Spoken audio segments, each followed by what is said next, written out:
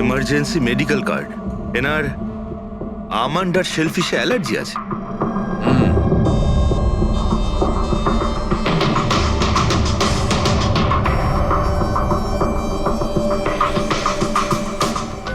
Sir, কেকটাও পুরো খাওয়া হয়নি। এই দেখুন,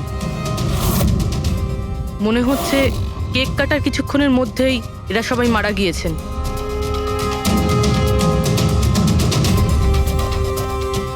হাতাহাতির কোনো চিহ্নই নেই, সোজা গুলি করেছে।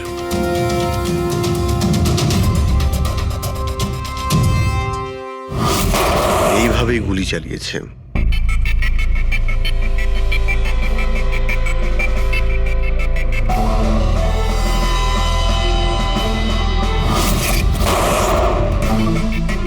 আরেকটা লাশ কোথায়? ভেতরে আছে স্যার।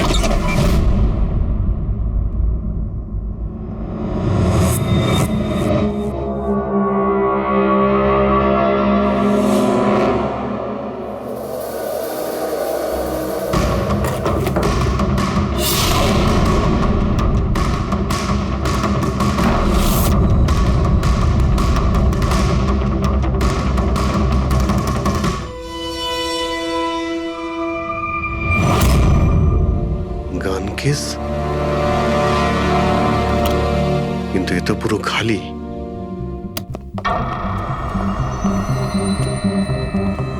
তবে স্যার, এই ঘটনা ঘটেছে কতক্ষণ হয়েছে? এই 4 জনের মৃত্যুই কালকে দুপুর 2টো থেকে 4টের মধ্যে হয়েছে। এরা কে কিছু জানতে পারলে? হ্যাঁ স্যার, উনি সুধীর বাবু, আর কে উইপস ইন্ডাস্ট্রির চেয়ারম্যান। ওর বড় ছেলে নীল, আর এ ওর ছোট ছেলে রিতেশ। আর ভিতরে যে আছে সে সুধীর বাবুর স্ত্রী মায়া। স্যার, নীল আর রিতেশ দুজনেই আর কে উইভস কোম্পানির বোর্ড মেম্বার ছিল, কিন্তু কোম্পানির অবস্থা খুবই খারাপ ছিল, বন্ধ হওয়ার জোগাড়। প্রচুর ধার বাকি হয়ে গেছিল, আর বাজারের ধারও মেটাতে পারছিল না, সমস্যা বেড়েই চলেছিল। তাহলে এখানে সেলিব্রেশন কি জন্য হচ্ছিল? স্যার, সুধীর বাবুর 60তম জন্মদিন ছিল। বার্থডে সেলিব্রেট করছিল? তাহলে নিশ্চয়ই আরো অনেকে এসেছিল। অফিসের কিছু লোক এসেছিল স্যার, আর ওদেরকে জিজ্ঞাসাবাদ করে ছেড়ে দিয়েছি। এরা সবাই এখানে একসাথে থাকতো কি? না না স্যার, এখানে তো শুধু সুধীরবাবু আর মায়া থাকতেন। সুধীরবাবু নীল আর রিতেশের জন্য আলাদা আলাদা বাংলো কিনে রেখেছিলেন, এরা দুজন ওখানেই থাকতো। আজকে তারা বাবার জন্মদিন পালন করতে এসেছিল। স্যার, সন্ধেবেলায় অনেক বড় একটা পার্টি হওয়ার কথা ছিল। কেক কাটার কিছুক্ষণের মধ্যেই সবাই মারা যায়। পার্টি প্ল্যান যারা করেছিল সেই টিমটা এসেছিল, কিন্তু কেউ দরজা খোলেনি দেখে চলে গিয়েছিল। বাস, আমার মনে হচ্ছে না যে কেউ বাইরে থেকে এসেছিল। যা কিছু ঘটেছে এই 4 জনের মধ্যেই ঘটেছে। কিন্তু বাড়িতে তো কোনো চাকর অবশ্যই থাকবে। আছে তো, চাকর আছে তো, কিন্তু তারা গ্রামে গেছে। সুধীরবাবু শুধু আজকের জন্য একজন সার্ভেন্ট হায়ার করেছিলেন, সে কাল সকালে কাজ করে গেছিল, আর পার্টি শেষ হওয়ার পরে আজকে এসে পরিষ্কার করার কথা ছিল। পার্টি শেষ হওয়ার আগেই সবকিছু শেষ হয়ে গেছে। মনে তো হচ্ছে এটা মার্ডারই। সরি ডক্টর সালুকে, আমার এটা মনে হচ্ছে যে এই 4 জন ছাড়াও এখানে আরো একজন ছিল, যে বাইরে থেকে ভেতরে এসেছিল। একটু মন দিয়ে দেখো, এখানে কোনো হাতাহাতির কোনো চিহ্ন নেই, আর প্রত্যেকটা জিনিস নিজের জায়গাতেই আছে। এটা মনে হচ্ছে যে কেউ কেকের মধ্যে কিছু মিশিয়ে দিয়েছিল, যেটা খেয়ে এরা 4 জনই অজ্ঞান হয়ে গেছিল। তারপরে ওই 5 নম্বর লোকটা বাড়ির মধ্যে ঢুকলো, এসে সবাইকে গুলি করে দিল। এটা বস 100% মার্ডার। মার্ডার আর সুইসাইডও। আচ্ছা, তোমরা তো নিশ্চিতভাবে কি করে বলছো? স্যার, এই দেখুন, বাকি 3টে লাশের কাছে স্ট্রাগলের কোনো চিহ্ন মাত্র নেই, শুধুমাত্র সুধীর বাবু ছাড়া। এনার পা ভাঁজ হয়ে রয়েছে, অনেকটা ব্লাডও বেরিয়েছে। আমার মনে হয় যখন ওনার গুলি লাগে তখন উনি বেঁচে ছিলেন। যদি উনিও কেক খেয়ে বাকিদের মতো অজ্ঞান হয়ে থাকতেন, তাহলে ওদের মতোই পড়ে থাকতেন। ইনি প্রথমে 3 জনকে গুলি করেন আর তারপর সুইসাইড করেন, এরকম মনে হচ্ছে। যদি এটাই হয়তো, তাহলে যে বন্দুক দিয়ে গুলি করা হয়েছিল সেটা কোথায়? সেটা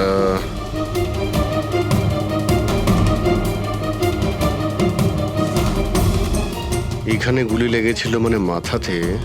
সুধীর বাবু যদি এইভাবে গুলি চালান তো এইভাবেই হয়তো পড়েছেন, আর তখনই হাত থেকে বন্দুকটা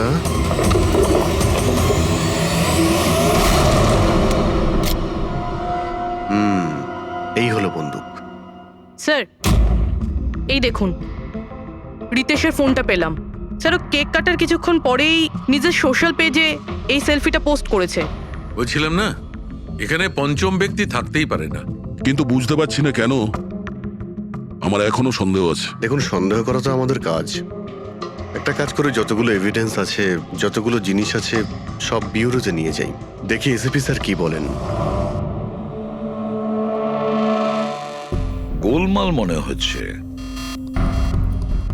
বস, আমি ওদের পেটের মধ্যে কেকের টুকরো পেয়েছি। ওই যে কেক ওরা খেয়েছিল, ওই কেকের মধ্যে সেনেটিভ মেশানো ছিল, নেশার ওষুধ। সেনেটিভ? 3 জন খেয়েছে আর অজ্ঞান হয়ে গেছে। 4 জনই? না, 3 জন। নীল, রিতেশ আর মায়া, ওদের 3 জনের পেটের মধ্যেই শুধু কেকের টুকরো পাওয়া গেছে। তার মানে সুধীরবাবু ওই কেকটা খাননি? না দয়া, শুধু একজনই ছিল যে গুলি চলবার সময় অজ্ঞান হয়নি।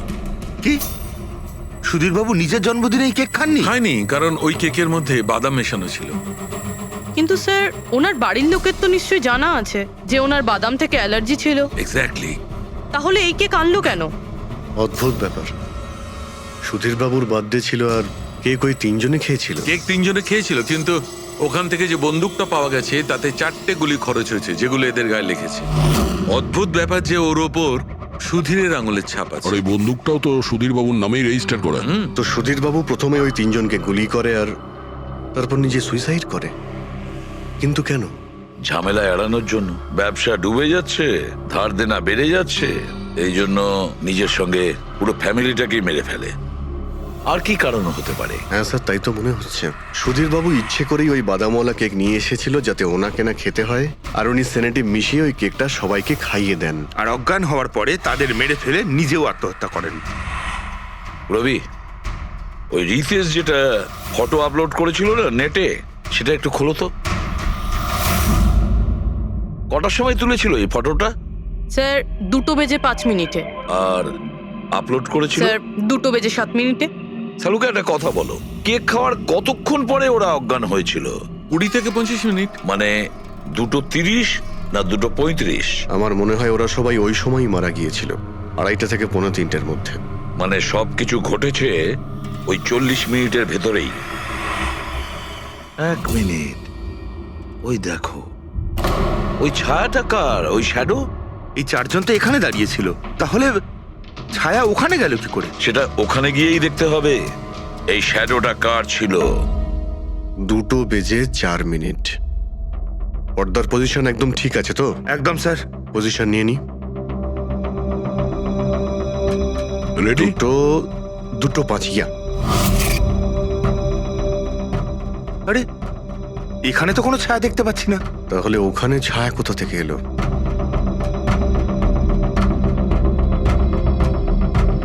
রোদটা এই দিক থেকেই আসছে। পুরবি, তুমি ওইখানটা গিয়ে দাঁড়াও তো। ইয়া, ব্যাস।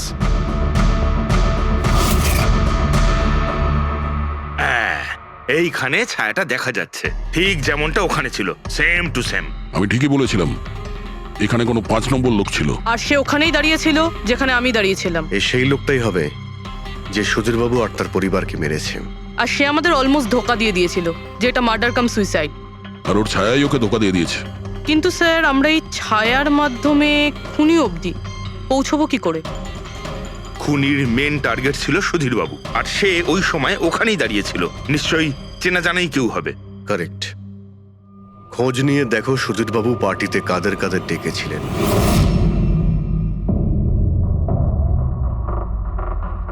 স্যার, আমি পড়ি। তুমি সুধীরের এক্সিকিউটিভ অ্যাসিস্ট্যান্ট? হ্যাঁ। স্যার, আমি জাহ্নবী।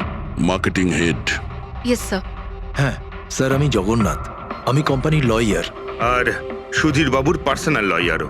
আগে হ্যাঁ, কিন্তু আপনারা আমার কাছে কি জানতে চাইছেন? সুধীরবাবুর কোম্পানিতে প্রায় 300 লোক কাজ করতেন, কিন্তু উনি পার্টিতে শুধু আপনাদের 3 জনকেই ডাকলেন। এরকম কিসের বিশেষ সম্পর্ক ছিল আপনাদের সঙ্গে সুধীরবাবুর? স্যার, আমি আগেও বলেছি যে আমি ওনার এক্সিকিউটিভ অ্যাসিস্ট্যান্ট। তো একজন এক্সিকিউটিভ অফিসারের সঙ্গে এতটা পার্সোনাল রিলেশনশিপ? স্যার, আমি ওনার শুধু কাজই না, বরং ওনার পার্সোনাল লাইফও ম্যানেজ করতাম। আই মিন পার্সোনাল আর প্রফেশনাল দুটোই। আর ওই দিনও আমি পার্টি ম্যানেজ করতে গেছিলাম, সেলিব্রেট করতে না। আর উকিলবাবু আপনি? স্যার, আমি আর সুধীর হলাম ছোটবেলাকার বন্ধু। ওর বার্থডে আর আমি যাব না, এটা কি করে হতে পারে? আর আপনি, আপনাকে কেন ইনভাইট করেছিল সুধীরবাবু পার্টিতে? স্যার আমাকে সুধীর স্যার না, নীল ইনভাইট করেছিল। আমি আর নীল খুব ভালো বন্ধু ছিলাম। I C.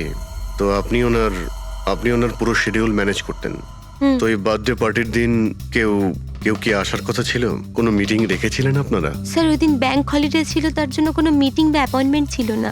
R owner birthday ছিল, তাই উনি পুরো দিন ওনার ফ্যামিলির সাথেই কাটাতে চাইতেন। দুপুর 2টো থেকে 3টের মধ্যে আপনারা কোথায় ছিলেন?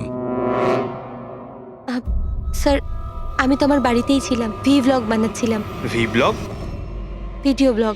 আমার একটা ইন্টারনেট চ্যানেল আছে যেখানে আমি ভিডিও বানিয়ে আপলোড করি। স্যার আমি বাড়িতে ঘুমোচ্ছিলাম, আমার শরীরটা ঠিক ছিল না। স্যার আমি আমার ফ্যামিলির সাথে ফিল্ম দেখতে গিয়েছিলাম। আচ্ছা, কিছুদিনের মধ্যে সুধীর বাবুর ব্যবহারে কোনো পরিবর্তন দেখেছিলেন আপনারা? হ্যাঁ স্যার, আমি একটা জিনিস নোটিস করেছিলাম। স্যার আজ থেকে ঠিক 1 মাস আগে আমাদের মিটিং চলছিল।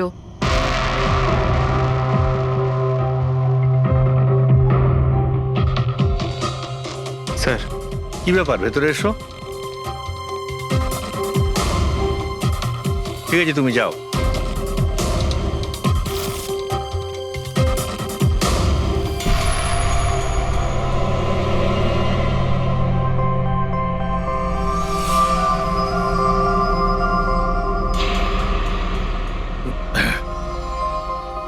Sorry, gentlemen.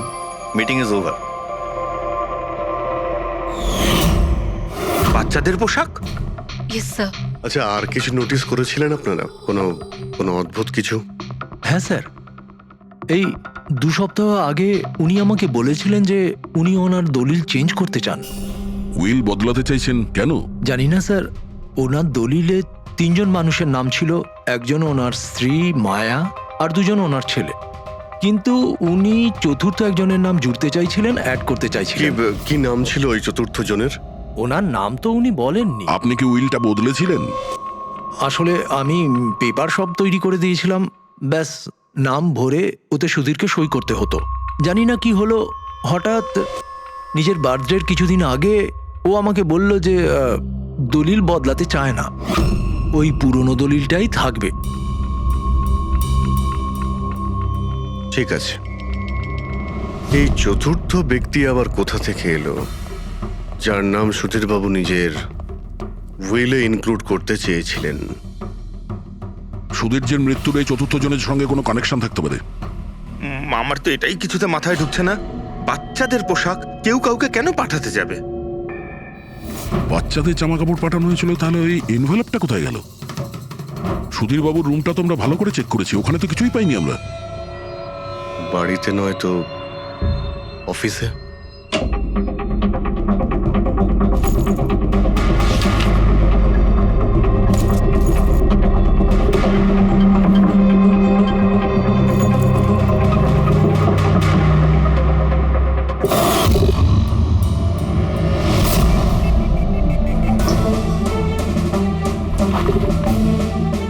পেয়ে গেছি।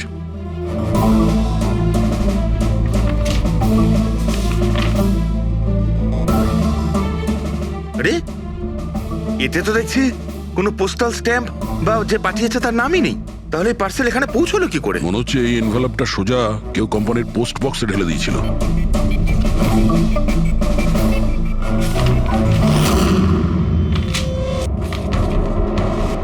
এই এনভেলপটা ডক্টর সালুকের কাছে পাঠিয়ে দিই, উনি হয়তো কিছু পেতে পারেন। ঠিক আছে। আচ্ছা, এই জাহ্নবী বলছিল যে এই পার্সেলটা দেখে মিস্টার সুধীর একদম চমকে গিয়েছিলেন। হতে পারে কোনো পুরনো স্মৃতি জেগে উঠেছিল। আর তারপর উনি কাউকে কলও করেছিলেন হয়তো। আগের মাসের কল ডিটেলস সুধীরবাবুরটা দেখি এই এনভেলপ পাওয়ার পরে সুধীরবাবু সবার আগে কাকে ফোন করেছিলেন? সুধীরের ফোন এসেছিল অনেক বছর বাদে। কি কথা হয়েছিল আপনাদের দুজনের? খুব রেগেছিল যে আমি ওকে কেন এনভেলপটা পাঠিয়েছিলাম, কিন্তু আমি তো ওকে এনভেলপ পাঠাইনি। কিন্তু কোনো কারণ তো ছিল যাতে সুধীর বাবু আপনাকে সন্দেহ করেন। হ্যাঁ নিশ্চয়ই, ওই এনভেলপে বাচ্চার জামা ছিল। ওর মনে হয়েছিল ওটা সেই জামাটাই যেটা আমি আর সুধীর আমাদের সন্তানের জন্য কিনেছিলাম। আমাদের বাচ্চার জন্য আমার আর সুধীরের সন্তান। 30 বছর আগে আমি আরকে ওয়েবস কোম্পানিতে অ্যাকাউন্ট ডিপার্টমেন্টে কাজ করতাম। সুধীরের বাবা সেটার মালিক ছিল। ওখানেই সুধীর আর আমার সম্পর্ক হয়েছিল। আর কিছু বোঝার আগেই আমি বুঝতে পারি যে আমি সুধীরের সন্তানের মা হতে চলেছি। তো আপনাদের দুজনের বিয়ে হয়নি? না, হয়নি। সুধীর তো কথা দিয়েছিল, কিন্তু ওর প্যারেন্টস রাজি হয়নি, কারণ আমি ওদের স্টেটাসে ছিলাম না। ওনারা তো সুধীরের বিয়ে অনেক বড়লোক বাড়িতে আর সেম স্টেটাসে করতে চেয়েছিলেন। তারপরে ওর প্যারেন্টস আর ফ্যামিলি খুব চেষ্টা করেছিল ওকে, আমাকে, এমনকি আমার ফ্যামিলিকেও বোঝানোর জন্য যে আমি বাচ্চাটাকে নষ্ট করে দিই। আমিও ঠিক করেছিলাম যে যাই হয়ে যাক আমি আমার সন্তানকে জন্ম দেবই। 15ই মার্চ 1990 সালে আমার সন্তান এই পৃথিবীতে এসেছিল, কিন্তু সেই রাতেই ও মারা গিয়েছিল। যে বাচ্চাটাকে কোলে নিয়ে আদর করছিলাম, ছোট ছোট জামা কাপড় পরাচ্ছিলাম, কিচ্ছু করতে পারিনি আমি। আমি ভেবেছিলাম যে এরকম সময় তো সুধীর আমার পাশে থাকবে, আমাকে সাপোর্ট করবে, কিন্তু ও তো এর আগেই আমার সাথে কথা বলাটাও বন্ধ করে দিয়েছিল। আর ওই মাসেই ও মায়াকে বিয়েও করেছিল। তো সেই জন্যই আপনি আজ অব্দি বিয়ে করেননি আর এখানে একাই থাকেন? হ্যাঁ, সুধীরবাবু আপনার সঙ্গে যা যা করেছেন তার জন্য খুব কষ্ট হয়েছে আপনার, হয়তো খুব ঘেন্না করতেন ওকে। আমার থেকে বেশি ঘেন্নাও কে আর কেই বা করতে পারে। উনি আপনাকে আপনার অধিকার দেয়নি, আপনি সম্পত্তিতে ভাগ চাইলেন, আর যখন সম্পত্তি উনি আপনাকে দিলেন না তখন আপনি রেগে গেলেন আর মেরে দিলেন ওকে। আমি ওকে মারিনি, আর আমি ওকে কেন মারবো? আমি তো চেয়েছিলাম যে ও বেঁচে থাকুক আর সারা জীবন কষ্ট পাক। যেদিন সুধীরবাবু মারা যান সেদিন দুপুরবেলা আপনি কোথায় ছিলেন? আমি বাড়িতেই ছিলাম। আপনার কাছে কোনো উইটনেস বা প্রমাণ আছে? কোনো প্রমাণ নেই।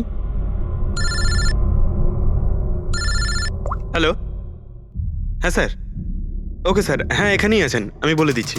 হ্যাঁ, ইয়েস স্যার। স্যার সালুঙ্কি স্যার ফরেন্সিকে ডাকছেন তাড়াতাড়ি, বলছিলেন যে কিছু দেখাতে চান। ওকে। শুনলে তো বিশ্বাসই করতে পারবে না বস।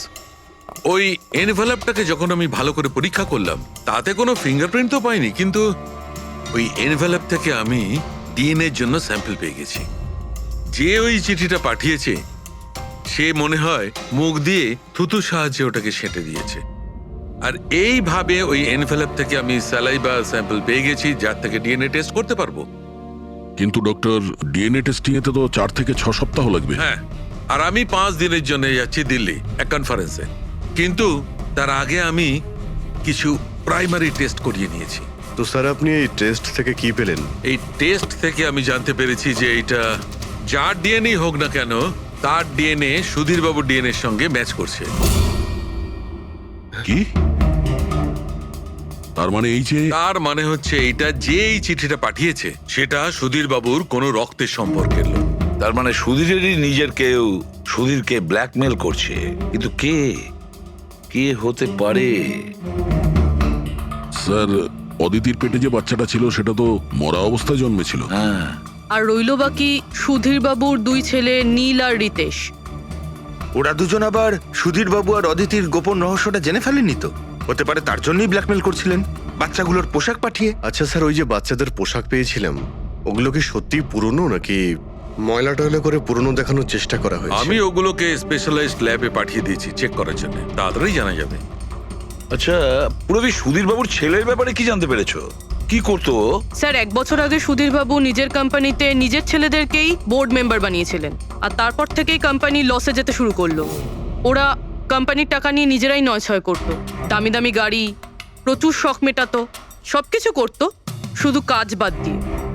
কিন্তু স্যার সুধীরবাবু তার ছেলেদের খুব ভালোবাসতেন, দুজনের জন্য আলাদা আলাদা বাংলো। আচ্ছা, এটা নয় তো যে ওদের দুজনের মধ্যেই কেউ ওই এনভেলপটা লেটার বক্সে ফেলেছিল? কিন্তু একটা কথা কিছুতেই মাথায় ঢুকছে না, এই ব্ল্যাকমেলিং কেন? আরে ভাই, টাকার জন্য। কোম্পানি ডুবে যাচ্ছিল। কারেক্ট। কোম্পানি কাঙাল হওয়ার আগে যা কিছু গুছিয়ে নিতে পারো গুছিয়ে নাও। যদি সুধীরবাবুর 2 ছেলে তাদের বাবাকে টাকার জন্য ব্ল্যাকমেল করে থাকে তাহলে নিশ্চয়ই ওনার ব্যাংকের অ্যাকাউন্টে নিশ্চয়ই টাকা এসে থাকবে, খুব বড় রকমের ফিগার। একটা কাজ করো, এই দুজনের পার্সোনাল অ্যাকাউন্ট, কোম্পানি অ্যাকাউন্ট সব চেক করো, দেখো কোনো বড় অ্যামাউন্ট এসেছিল কিনা। স্যার স্যার কিছু পেয়েছি স্যার। আরকে উইভস ইন্ডাস্ট্রি থেকে কোটি টাকা ট্রান্সফার হয়েছে স্যার। কার অ্যাকাউন্টে ট্রান্সফার হয়েছে? 1 মিনিট দেখছি। এগুলো রিতেশ আর নীলের অ্যাকাউন্টই হবে? না স্যার, প্রাইভেট অ্যাকাউন্ট, রেচেলের নামে। কোন টাকা? আপনারা কি নিয়ে কথা বলছেন? আমি কিচ্ছু জানি না। কোন টাকা? সেই টাকাটা যেটা আরকে উইভস এর অ্যাকাউন্ট থেকে তোমার অ্যাকাউন্টে ট্রান্সফার হয়েছে। এবার কিছু মনে পড়েছে? ওটা তো আমার স্যালারি, আমি ওখানে কাজ করতাম। স্যালারি? 11 কোটি স্যালারি? হ্যাঁ, তাও আবার 2 সপ্তাহের। ওই হিসাবে তো তোমার মান্থলি স্যালারি 22 কোটি টাকা হবে। কি কাজ কি করো তুমি? ব্ল্যাকমেলিং এর কাজ। তুমি আর রিতেশ দুজন মিলে সুধীর বাবুকে ব্ল্যাকমেল করছিলে। দেখো রিচেল, আমরা খুব ভালো করেই জানি যে তুমি আরকে কোম্পানিতে একদিনের জন্যও কাজ করনি। এবার পরিষ্কার করে সত্যিটা বলবে নাকি? রিতেশ কিন্তু আর নেই, তাই যত শাস্তি সব তোমাকেই কিন্তু পেতে হবে। ব্ল্যাকমেলিং আর এক্সটর্শনের শাস্তি জানো তুমি? আমি কাউকে ব্ল্যাকমেল করিনি। তাহলে সুধীর বাবু কি তোমাকে 11 কোটি টাকা এমনিই দান করে দিলেন? সুধীর আঙ্কেল তো ওই টাকা ট্রান্সফারই করেননি। তাহলে কে করেছিল? আমার বয়ফ্রেন্ড রিতেশ। ও আমাকে বলেছিল যে ওর কোম্পানির টাকা ও কিছুদিনের জন্য অন্য কোথাও রাখতে চায়। অন্য কোথাও? কেন? জানি না, আর আমি জিজ্ঞাসাও করিনি। তুমি রিতেশকে জিজ্ঞাসা করনি, আর যখন রিতেশ মারা গেল তখন পুলিশকেও বলনি। আমি ভেবেছিলাম যে রিতেশ তো আর বেঁচে নেই, তাই তাই টাকাগুলো আমি রেখে দিই। কেউ কি করে জানতে পারবে? কিন্তু সুধীর বাবুর ফ্যামিলিকে মারতে পারে কারা? পরি তো ভিডিও বানাচ্ছিল, আর জাহ্নবী অসুস্থ ছিল, আর জগন্নাথ নিজের ফ্যামিলির সঙ্গে ফিল্ম দেখছিল। কিন্তু অদিতির ব্যাপারে আমি কিছুই বুঝতে পারছি না। কিন্তু কে হতে পারে যে সুধীর বাবুকে এনভেলপ পাঠায়, ওই প্যাকেটটা পাঠায়? সে কে? ওর নামটা সুধীর বাবু উইলে লিখতে চেয়েছিলেন কিন্তু লেখেননি। সে কে?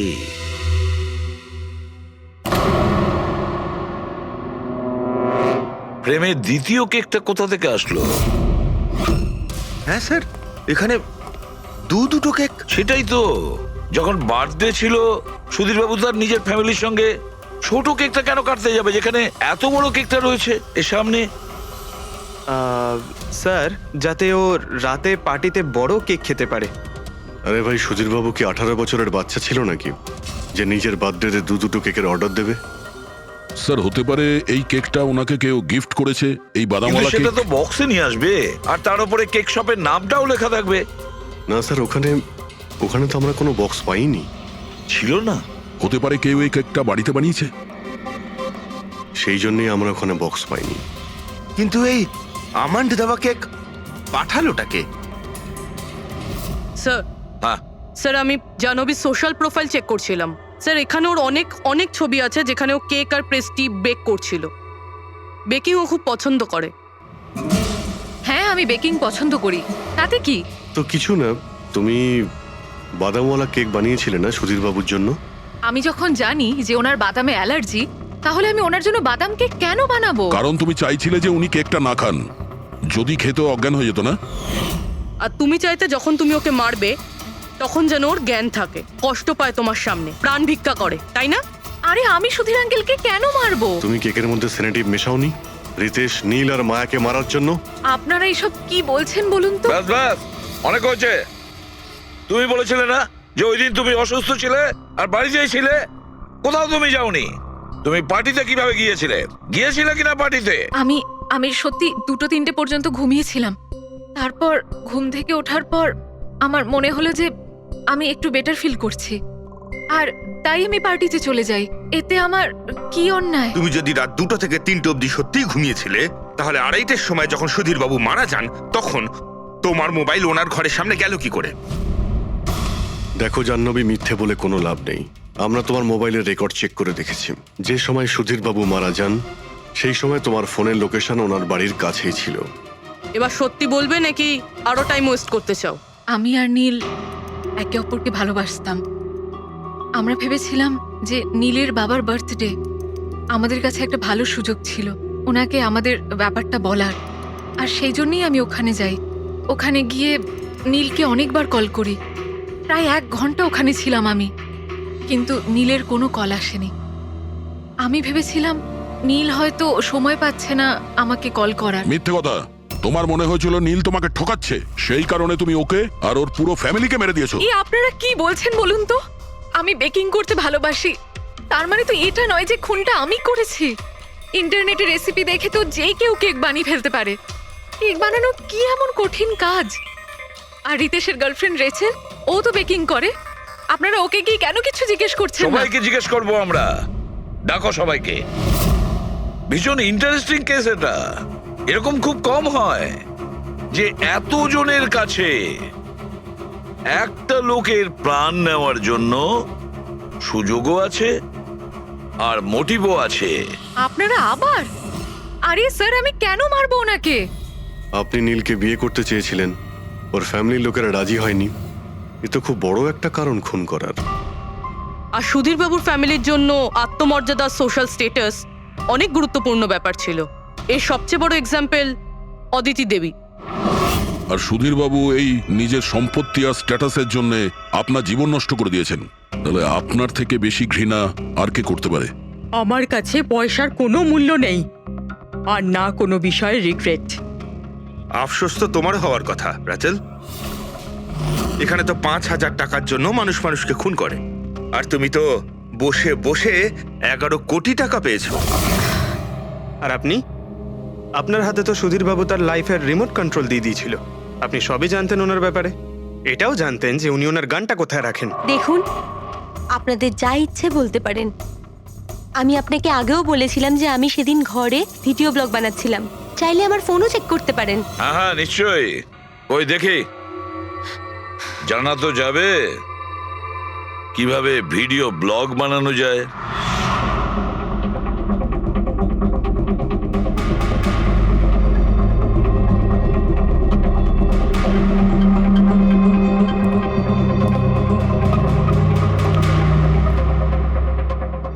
স্যার, এখন আপনি বিশ্বাস করেছেন তো যে সেদিন আমি নিজের ঘরে DIY ভিডিও বানাচ্ছিলাম? DIY তার মানে?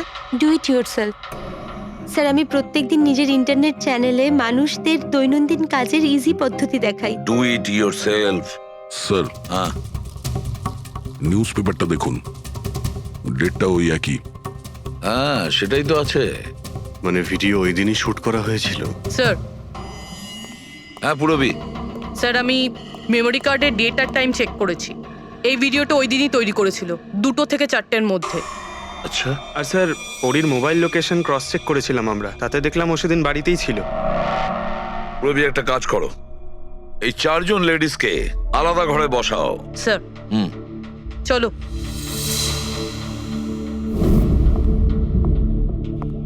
স্যার, কি ভাবছেন আপনি? সমস্ত প্রমাণ তোর পক্ষেই দেখছি। এই কেসটা তো আমি অন্ধকারে ডুবে যেতে দেখছি। ঠিক একটা কথা তো পরিষ্কার, যখন অন্ধকার হয় তখন কোনো ছায়া পড়ে না। কিন্তু আমার মনে হয় এই পুরো কেসটাই ছায়ারই খেলা। সানডাইল জানো তো? সানডাইল এই জিনিসটা আসলে সূর্যের আলো কোন দিকে যায় সেই অনুযায়ী টাইমটা দেখায়। হ্যাঁ, সানডাইল এমন একটা জিনিস যেটা থেকে আমরা আকাশের সূর্যের পজিশনটা বুঝতে পারি, যেটা থেকে আমরা সময়টা আন্দাজ করতে পারি। এবার দেখো, আমাদের পৃথিবী ঘুরতে থাকে আর সেই জন্য সূর্যের অ্যাঙ্গেলটাও বদলে যায়, যেটার কারণে সানডাইলে ছায়ার পজিশনটা বদলাতে থাকে। এটা তো মাথায় ঢুকে গেছে স্যার, কিন্তু এটার এই কেসটার সাথে কি সম্পর্ক বলুন এর তো? সঙ্গে সম্পর্ক আছে ফেডরিক। পরি, এই পুরো প্রমাণগুলোই আমরা পরির কাছ থেকে কালেক্ট করেছি। পরি সে এমন একজন কেউ পুরো এভিডেন্স গুলো ম্যানিপুলেট করতে পারে, মেমোরি কার্ডের ডেটটাও চেঞ্জ করতে পারে, পুরো এভিডেন্সেস কন্ট্রোল করতে পারে। কিন্তু সূর্যকে কন্ট্রোল পরি করতে পারে না। ভুলে যেও না যে সূর্য কোনো সময়ে ভুল সময় সে দেয় না। তার মানে ওরই ভিডিওতে ডেট আর টাইম দুটোই চেঞ্জ করে দিয়েছে। হয়তো চেঞ্জ করেছে বা করেনি, কিন্তু এখন আমরা এই ছায়াকে প্রশ্ন করব যে পরি সত্যি বলেছে না মিথ্যে বলেছে। কারেক্ট। এই সেটিংটা একদম সেরকমই হয়েছে যেমন পরীর ভিডিওতে ছিল। আর রোদও সেই রকম আছে সেদিন যেরকম ছিল। শুধু পরীর জায়গায় পুরবি দাঁড়িয়ে আছে। স্যার আমরা এখানে কি করব? আগামী 6 ঘন্টা পর্যন্ত পুরবীকে এইভাবেই দাঁড়িয়ে থাকতে হবে যেভাবে ভিডিওতে পরী দাঁড়িয়েছিল। আমরা এটাই দেখতে চাই যে যদি পরী সত্যি কথা বলে তাহলে 2 থেকে 4টের মধ্যে পুরবীর মুখে ঠিক সেই জায়গা থেকে রোদ্দুর পড়বে যেমন পরীর মুখে ছিল। আর স্যার, যদি আমার ছায়া পরীর ছায়ার সাথে ম্যাচ না করে তো? তো দেখতে হবে। ক্যামেরা অন করো।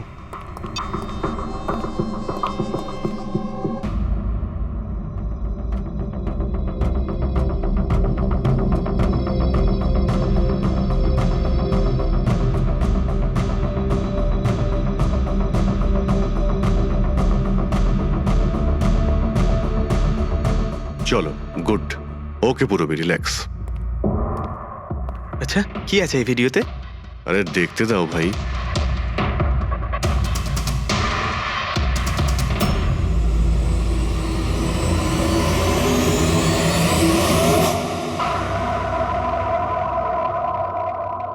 তো সকাল 11টা থেকে 1টার মধ্যে তুমি ওই ভিডিওটা রেকর্ড করেছিলে। আর তুমি খুব চালাকির সাথে ভিডিও ডেট আর টাইম চেঞ্জ করে দিয়েছো। মেমোরি কার্ডের ডেট আর টাইম বদলে দিয়েছিলে, নিজের মোবাইল ফোনটা বাড়িতে রেখে দিয়েছিলে যাতে আমরা ওখানকার লোকেশন পাই। তুমি কি মনে করেছিলে এসব করার ফলে আমরা বোকা হয়ে যাব? হ্যাঁ, না তুমি আমাদেরকে বোকা বানাতে পারলে, না আকাশে ওঠা সূর্যকে। তোমার ভিডিওতে রোডের ডিরেকশন দেখে স্পষ্টই বোঝা যাচ্ছে ওই ভিডিওটা 11টা থেকে 1টার মধ্যে শুট করা হয়েছে। চেষ্টাটা ভালোই করেছিলেন, কিন্তু রিসার্চ ওয়ার্কটা একটু দরকার ছিল। পরি তোমার ব্যাপারে আমরা সবকিছু জেনে গেছি। পড়ি, আমাদের হয়তো ম্যাক্সিমাম 4 সপ্তাহ সময় লাগবে তোমার ডিএনএ টেস্ট করে এটা প্রমাণ করতে যে তুমি সুধীর বাবুর মেয়ে, কিন্তু তাতে সত্যিটা বদলে যাবে না।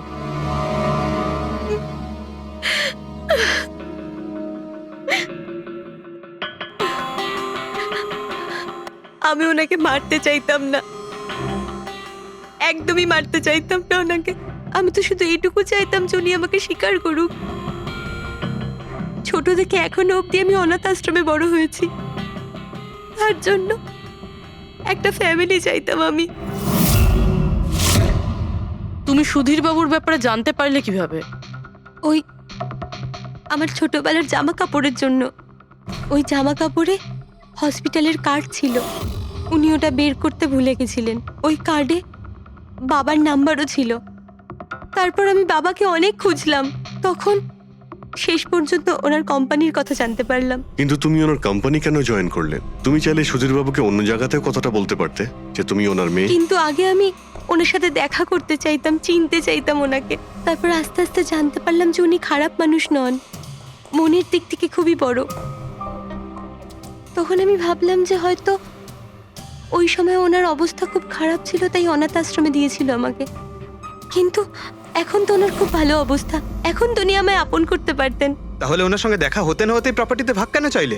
কারণ আমি জানতে চাইতাম যে ওনার কাছে ইম্পর্টেন্ট কি, টাকা না আমি। তার জন্যই সুধীর বাবু ওনার উইল চেঞ্জ করতে চাইছিলেন। হ্যাঁ, আর এটা শুনে আমি খুব খুশি হয়ে গেছিলাম। কিন্তু সুধীর বাবু তার সিদ্ধান্ত বদলে ফেলেছিলেন, যেটা তুমি সহ্য করতে পারোনি। স্যার, ও সব ওনার ওয়াইফ আর ওনার মেয়ের জন্য হয়েছিল। ওরা এটা সহ্যই করতে পারছিল না যে বাবা আমার নাম উইলে অ্যাড করছিল। অর্থাৎ আরও একবার সুধীর বাবু আপনাকে মেনে নিতে অস্বীকার করলেন। হ্যাঁ, আর এইবারও ঠিক ফ্যামিলির জন্যই। উনি একদম বদলাননি, উনি একদম ঠিক আগের মতোই ছিলেন। সেলফিশ, সুবিধাবাদী, দায়িত্বজ্ঞানহীন। সহজভাবে নিজের ভাগটা পাননি বলে ওনাকে ব্ল্যাকমেল করতে শুরু করে দিলেন। না, আমি যখন ওনাকে প্রথম এনভেলপ পাঠিয়েছিলাম তখন আমার এরকম উদ্দেশ্য ছিল না।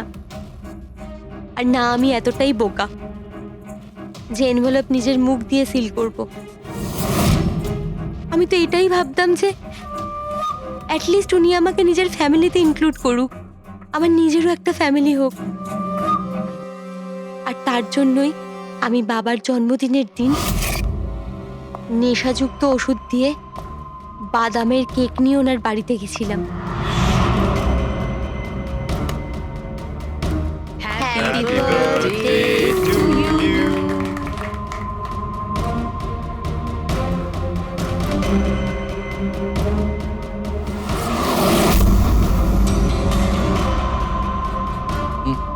আমার অ্যালার্জি আছে।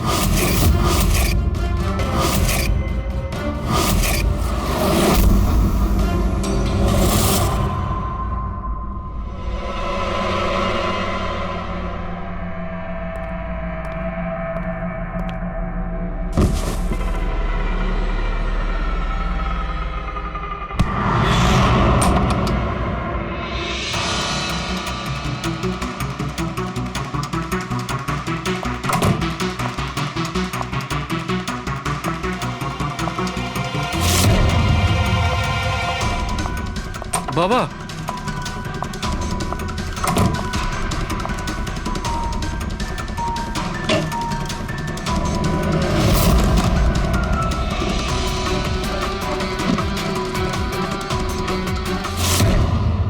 তুমি সুধীরবাবুর পুরো ফ্যামিলিকে মারতে চেয়েছিলে না?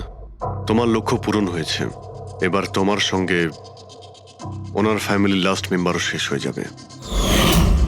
জেল যাওয়ার আগে আমরা তোমার সঙ্গে কারোর সঙ্গে দেখা করিয়ে দিতে চাই।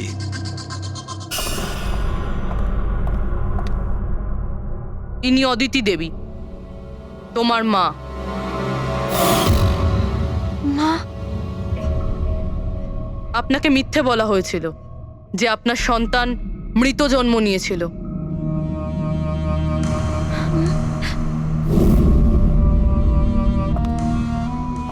মা,